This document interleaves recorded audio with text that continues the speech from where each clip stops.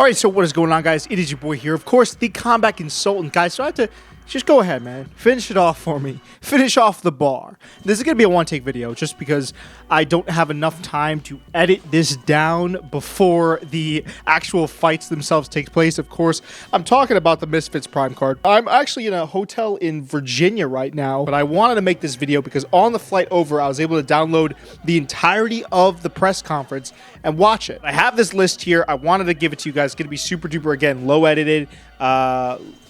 Low edited? Was that the... No, not low edited, but it's going to just be very, very low production quality, kind of one take Jake type of thing, strictly because I'm not... the time frame, the window doesn't add up because then I got to do something for my UFC video, which I'm going to probably edit a little bit tonight after I get back from the gym. Anyways, I just had some conference notes, or some press conference notes that I wanted to go over relating to the fight in general that I thought were worthy of some attention. And there was actually a lot of stuff, so I got to give it to Misfits on this one. They really they did their thing here. First off, Logan Paul bringing out Chris Hansen. What are we doing here? What's Chris Hansen there for? I had the same reaction that Dylan Dennis had, which is that I thought that Chris Hansen for sure was seemingly going bankrupt. I know that Chris Hansen isn't the most... I don't want to say he's a shady guy, but I know he doesn't necessarily operate above board, and I'm not talking about his pedophile hunting stuff. I'm talking about certain other things where he was wrongly flagging creators in the community. If you want, go check out Mr. GG's video on that. He does a really good job of explaining all that. So Chris Hansen is now in cahoots with Logan, and they kind of made an assertion that Dylan was somehow a predator, because Logan kept saying, "Oh, we're gonna catch a predator tonight. We're gonna on the 14th, or excuse me, I think it is actually the 14th. The 14th, we're gonna be catching a predator." And then Chris Hansen was also kind of jawing back and forth with Dennis, as if Dennis couldn't absolutely just smother him and choke him out if he wanted to. So a weird cameo by Chris Hansen, and I thought, and this is also in my notes here. I literally wrote this out on the plane. The entirety of this shit is just so corny. Let's get into that part then of what I wanted to talk about. The Chris Hansen thing, everything that Logan Paul was saying, everything that was coming out of Logan Paul's mouth, just super duper cringy. Just super duper. Dylan Dennis was quite literally the only guy in attendance there that had even a nugget of knowledge as to what he was doing. The rest of the guys, Tommy Fury, KSI, KSI was... you know what KSI was dressed like? I could do this joke now because it's right here. This is exactly the color of suit that KSI had on. This is the same exact color. Look at that neon green color. That is the color of suit that KSI was wearing. Super duper cringy the entire time. There was a lot that I don't want to say that this press conference was a failure, because there was a lot that you could get from it. There's a lot you could bring from it, but man, I just thought for what it was worth, Dylan Dennis is real. I think this press conference showed that. Dennis is really the kind of central driving force behind building this pay-per-view. I always kind of knew it, but this was a really big slap in the face to those that maybe thought he wasn't building up the card in the right way, or wasn't the solo driving force building up the card, or even kind of a reminder. Like, that's what it was for me. It was a big like, oh, okay, yeah, this is a way to illustrate just how much Dennis has done, because the rest of these guys, man, it's amateur league. Logan brings up Dylan Dennis's daughter, which I've seen him post, so I don't think that was kind of the effect that Logan wanted it to have. I don't think there was the kind of, the mic drop moment there that Logan was hoping for. He kind of wanted to go for like a Pusha T with Drake type of situation. Dylan Dennis calls Logan Paul's dad a pedophile. That's with Chris Hansen still on the stage. And I do now get the sense that this fight is extremely personal, and that makes it a lot more fun for me.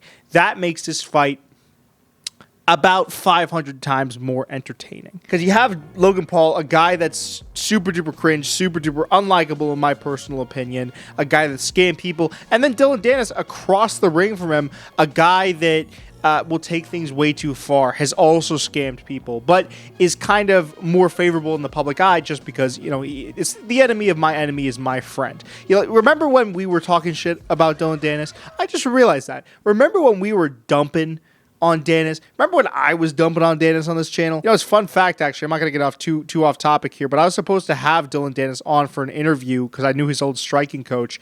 And the first thing I told the striking coach is if he comes on, I'm definitely calling attention to the fact that I trashed him in a couple of videos. Point is, Dylan Dennis is the man around town. Everyone loves him. His Twitter followings went through the roof. Logan Paul is kind of being exposed for the fake dude that he is. I mean, just listen to his accent. It really is. I'm just going to call a spade a spade. I don't want to offend anyone when I say this, but it is really like Logan Paul wants to be, like, he thinks like, I'm going to be hip. I'm going to be cool. Like, what do the rappers say type of vibe. And it's just super duper unappealing. Yeah, you got to get a new Taylor, Brody. What the hell is that shit, bro? There's another weird thing that happened in this press conference that a lot of influencer press conferences like to do is they like to have this like,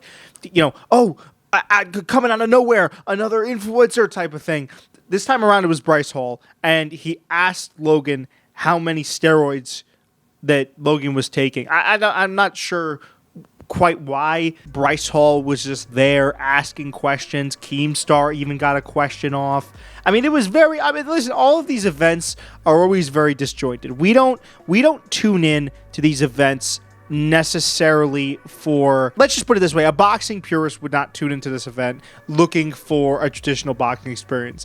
Just the same way that me, a guy that likes traditional boxing, likes crossover boxing, likes MMA, we tune into it knowing that it's going to be a little bit more on the wacky or zany side. I just felt like having Keemstar, having Bryce Hall in there added a weird extra kind of touch that I think it's like a sidebar in a movie that doesn't add anything to the plot. Why was that in there? I found myself asking that question at 12,000 feet. Why am I watching Bryce Hall ask Logan what stack of steroids he's on? There was a little bit of back and forth about Dylan Dennis and Logan Paul having an MMA match, but then Logan said Dylan had to give him all of his purse, so of course Dylan's not going to do that. Felt to me like these guys were kind of just artificially raising the stakes, right? That's what it's. I mean, at the end of the day, listen, they got to sell the fights, right?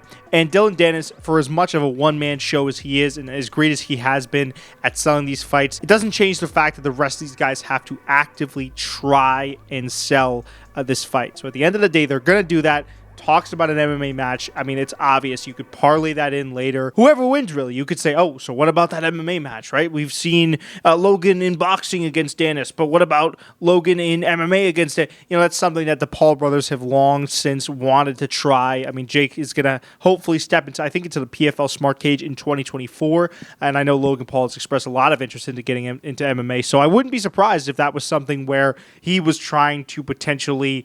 what I'm trying to say is, I think we should view everything that goes on this stage, no matter how weird, off the cuff, wacky, zany, or unprepared it might seem, unprofessional you could even say it might seem. We should view these things, the Bryce Hall call out, the Keemstar questions, all of it we should view as kind of a setup, right? These guys are playing 4D chess. They're trying to set up the fans with more fights in the future. Bryce Hall going up against Logan Paul. It just makes sense. Obviously, the big confrontation we didn't see on camera, but it was shown later on Instagram, YouTube. Logan gets his cheek split open. He throws a bottle at Dylan. Dylan takes a microphone, chucks it at Logan's cheek. Logan's cheek rips open. He's fine. He's still fighting. Almost cost us the most exciting fight on the card by far. Thank God that's not canceled, but it does show, again, a little bit of the vitriol that these guys have for each other. Dennis could say that he'd be cordial with Logan, and it's all business for him, all he wants, but there is a little bit of static between these two guys. It's undeniable. And then finishing it off, I love how Tommy Fury, he called the crossover boxing scene a circus at one point, which is hilarious to me because he will be fighting, once he does fight KSI, he will have fought, I should say, two of quite literally the biggest names in crossover boxing. So for him to call it a circus when he's actively engaging in it, I thought was extremely hilarious and very, very hypocritical. But what are you going to do? I just thought it was a little bit antithetical to trash the thing that's probably giving him the largest payday he's had in his career to date, and something that is going to really skyrocket his career in the future in terms of popularity. But